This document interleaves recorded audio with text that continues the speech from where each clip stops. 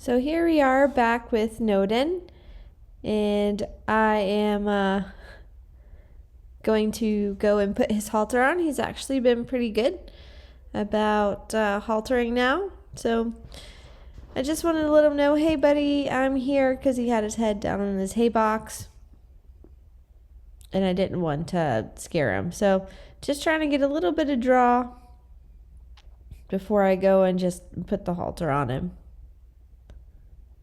So I give him a couple of rubs for a minute and then put his halter on, which he is really good about. And then actually I'm going to leave him for a little bit and let him eat a little bit more hay, and then see if I can get him to just go ahead and follow me a little bit before I put his lead rope on.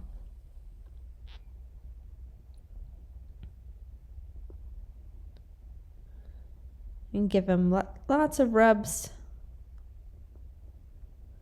And again, I think it's really important that when I work on training with these guys, that going forward and always making sure covering our bases.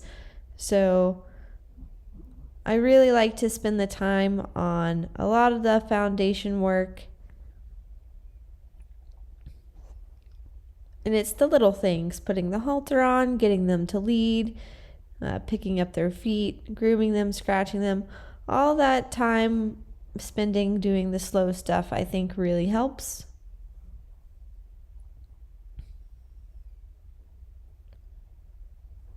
And especially for Noden, he does well if he can have a couple of little breaks. And he's also starting to take some alfalfa cubes as well. So I'm just giving him time here. And then going through the little repertoire of touching his belly. I noticed he had a little bit of what we call a bug belly, like he has a little bit of a scab right under there.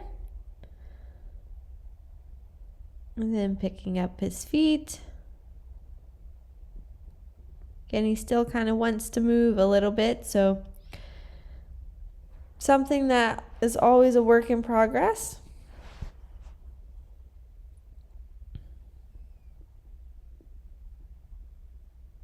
And sometimes I think he's just a little bit sensitive, so he probably feels just the ever slightest bit on the rope, even though sometimes I feel like I have enough slack. That's probably why he wants to move away. Then I'm going to give him a nice positive association for that with the cube, but he's still funny about it. And just giving him that minute.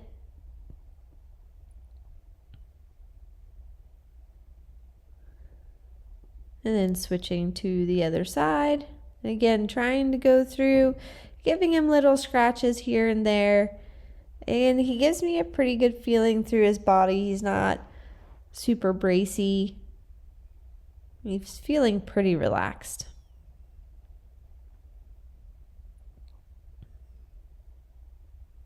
And again, anytime I will give him the little alfalfa cube, I like to give the cluck sound or good boy. And now working on the back hind right.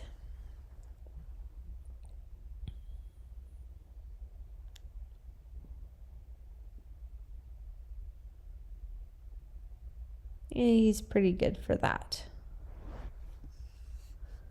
So that's getting better and better. And there he just thought about moving away, but I was able to say, hey, kind of keep your foot here, and he did a good job. So now back working with the stick. I just wanted to do a little bit of slow groundwork here.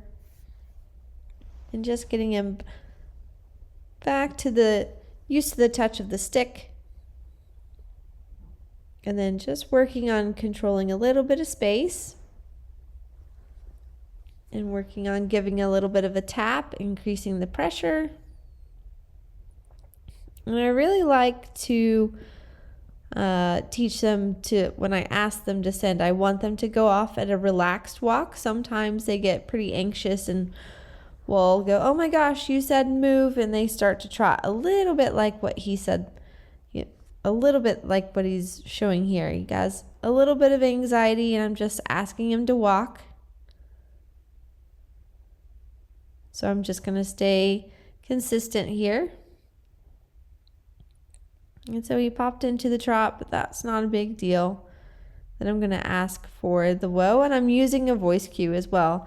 So when I'm telling him to go forward, I use a higher click sound, which is 2 clicks generally for the trot. And then it's 1 click for walk.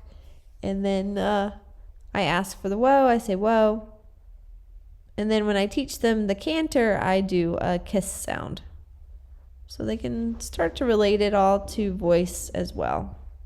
So again, here I'm asking him to just kind of send off in a walk.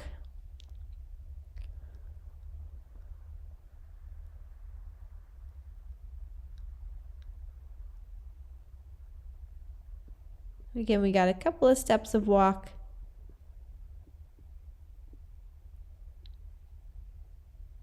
There we go. And then I asked him to yield. And then as we go and they start to understand, I can then play around with more transitions in the groundwork. So walking, trotting, cantering, and then again playing around with those transitions. So here, just seeing if I can get him to move off of the suggestion. That was pretty good. And again, that is a very good way. I like to teach them to send forward. It helps for when I'm sending them over a jump or into a trailer. It's a very consistent cue that then they can learn. And also getting him to respect a little bit of the space around me. It's very common for them to kind of want to come in over top of you. And so teaching him to kind of respect that bubble a little bit can help sometimes when you're in a bit of a sticky situation, like if you're in the trailer and they get worried. It's helped me out in a bind before. So I'm just asking him to go again. I like the fact that he's kind of wanting to give me 2 eyes. I think that's pretty good. And then that works well on keeping that draw when I want him to come towards me as well. So I'm going to go back and play around with my funny gaits. And he's doing much better at controlling his emotions there. And again, just mixing it up, changing kind of the variation of movements, because you want them to kind of be able to understand that, okay, even though this weird 2-legged makes a different kind of movement that's not calculated, it doesn't mean that I need to have a super big reaction about it. So he is doing pretty good. He's coming in and checking me out, and then I go in for the touch. And then I'm doing the canter, and then I don't know why I jumped into the squat position, but sometimes people are squatting and horses don't kind of recognize it. If a little kid is around playing around in the dirt or something, I've had horses to be where they can't really recognize it, and it can cause some anxiety and worry them. So he handled that pretty well.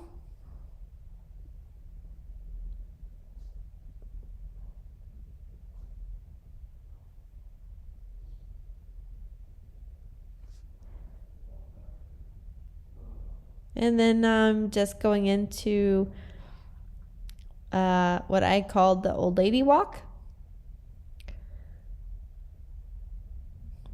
And he's doing pretty good at staying nice and slow.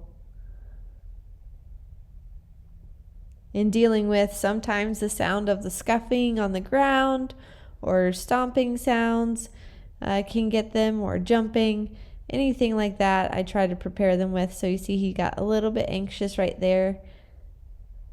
So I went back to the limping mode.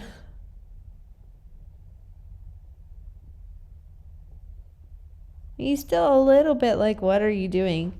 But he's starting to figure it out. And so then we go back to our nice scratches. I was pretty happy with him today. Just kept it pretty basic. And just always coming back a little bit full circle to our scratches. And really trying to create those positive associations. He also got to have another visit in the barn and hanging out in the stall. And oftentimes when we put the new guys in the stalls, they can be pretty shy and stay back in the corner. But Noden is very attentive and has his head out on the stall door and very much kind of checking out what's going on. So he is a pretty good boy about that. And then on our way back to his paddock, we had used some jumps in one of the little fields. So I thought it was a good opportunity to kind of play around with just walking over some poles. Now, generally, you can't, if they get too worried, you just want to break it down to just one pole. I just wanted to see what his reaction would be to, it's just a couple of the poles here. So I moved him in a little bit closer. It's very easy for him to just step over. You see he's a little bit concerned, so I'm just going to give him a little bit of a face rub. And that's where, again, they kind of want to jump in your lap a little bit when they get a little worried.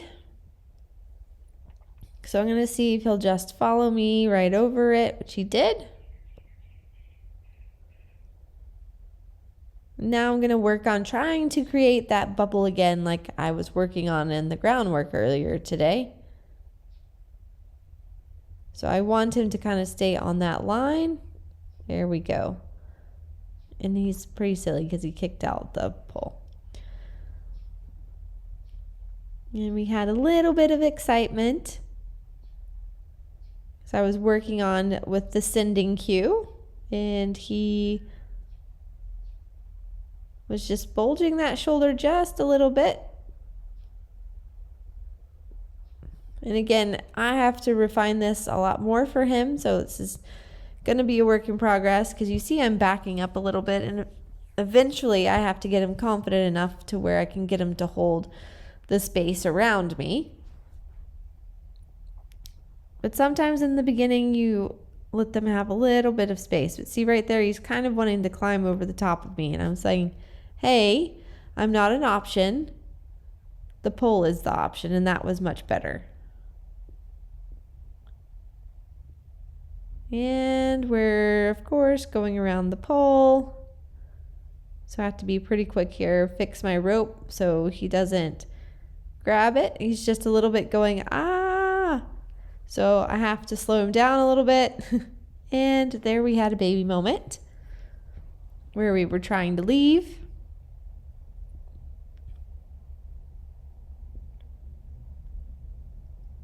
So then just working on a little bit of that bubble space, which that was much better. So I'm going to give him that face rub and just going to ask him to go the other way, see if I can again keep my space and have him just slow down and think a little bit. That was very good. And so yeah, I was pretty happy with that. Again, it was just a little bit of a play, and he's figuring it out. So good boy, Noden.